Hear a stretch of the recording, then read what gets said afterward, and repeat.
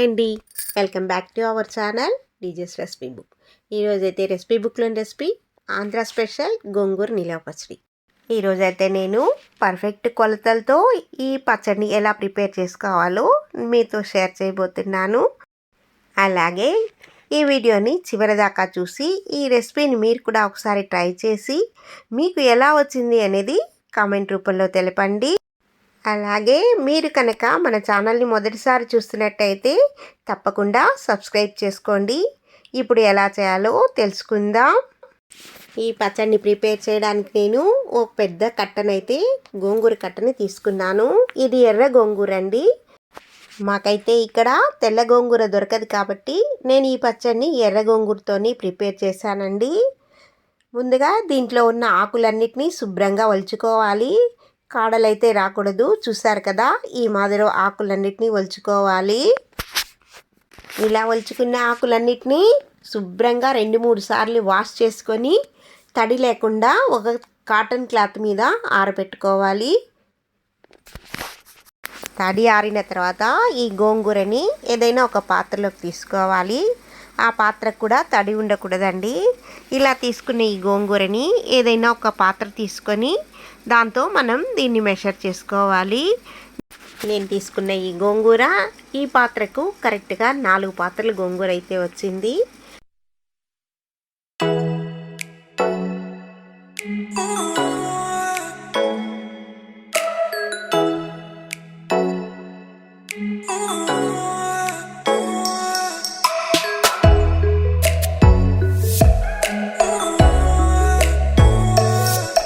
ఈ గోంగూరని అదిమి పెట్టకుండా పైనే వేసుకుంటూ మెషర్ చేసుకోవాలి. చూసారు కదా, ఈ పాత్రతో 4 పాత్రల గోంగూర వచ్చింది.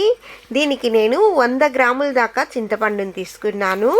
ఈ చింతపండుని 2-3 మాటలు శుభ్రంగా వాష్ చేసుకొని దీంట్లో వేడి నీళ్ళు వేసుకొని ఒక అరగంట సేపు నానబెట్టుకోవాలి. స్టవ్ వెలిగించుకొని ఒక బాణలి పెట్టి బాణలి వేడైన తర్వాత అందులో ఒక 2 టీ స్పూన్ల మెంతులు అలాగే ఒక 3 టీ స్పూన్ల ఆవాలను కూడా వేసుకొని మెంతులు మాడకుండా వేయించుకోవాలి. ఆవాలు చిటపటలాడేటప్పుడు మనం స్టవ్ ఆఫ్ చేసుకొని వీటిని ఆరబెట్టుకోవాలి.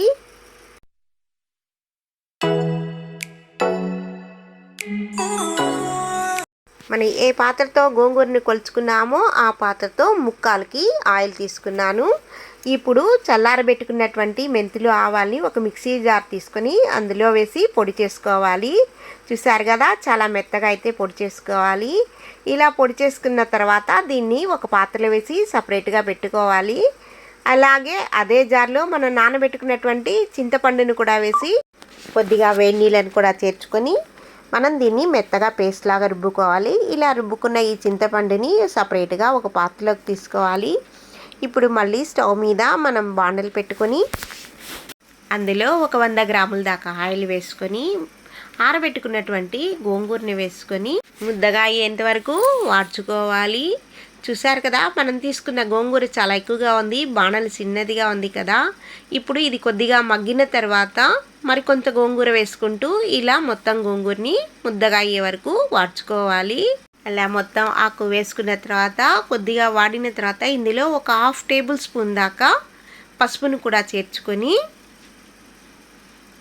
పసుపు మొత్తంగా పట్టేట్టుగా కలుపుకోవాలి.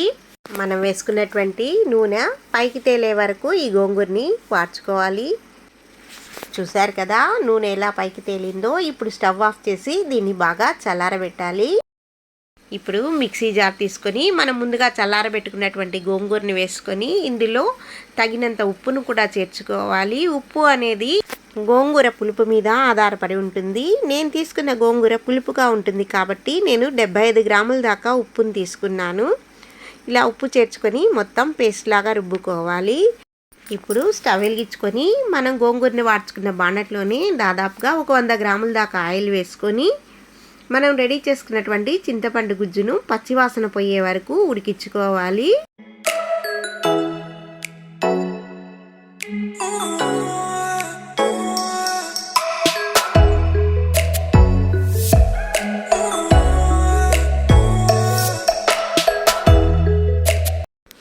చూసారు కదా, చింతపండు గుజ్జు ఎంత చిక్కగా దగ్గరికి వచ్చేసిందో. మనం వేసిన ఆయిల్ మాత్రం అలాగే ఉంది కదా.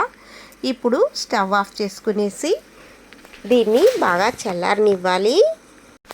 ఈ వీడియో కనుక మీకు నచ్చినట్టయితే ఒక లైక్ని అయితే చేసేయండి.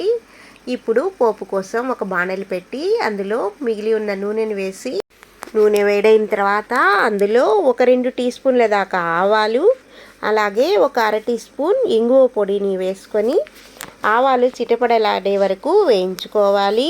ఆవాలు వేగిన తర్వాత అందులో ఒక 4-5 ఎండుమిరపకాయలను సన్నగా తుంచుకొని వేసుకోవాలి. అలాగే ఒక 2 రెమ్మల కరివేపాకును కూడా వేసుకొని వేపుకొని ఇప్పుడు స్టవ్ ఆఫ్ చేసి ఈ పోపును చల్లారబెట్టుకోవాలి.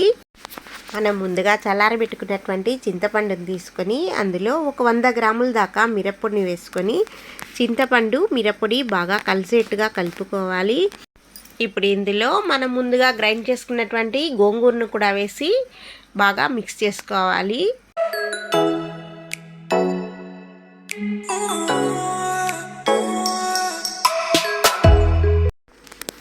చింతపండు, గోంగూర అలాగే మిరప్పొడి బాగా కలిసేట్టుగా కలుపుకొని ముందుగా చల్లార్చుకున్నటువంటి పోపును కూడా వేసుకొని మరోసారి బాగా మిక్స్ చేసుకోవాలి. పోపు మొత్తం పచ్చడికి పట్టేట్టుగా మిక్స్ చేసుకోవాలి.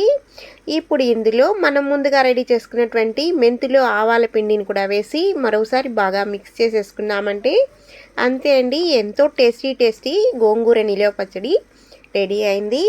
దీన్ని కానీ ఏదైనా ఎయిర్ టైట్ కంటైనర్లో పెట్టుకున్న సంవత్సరం దాకా నిలవ ఉంటుంది. ఈ పచ్చడిని మీరు కూడా ఒకసారి ట్రై చేయండి. అలాగే మరో వీడియోలో మళ్ళీ కలుద్దాం.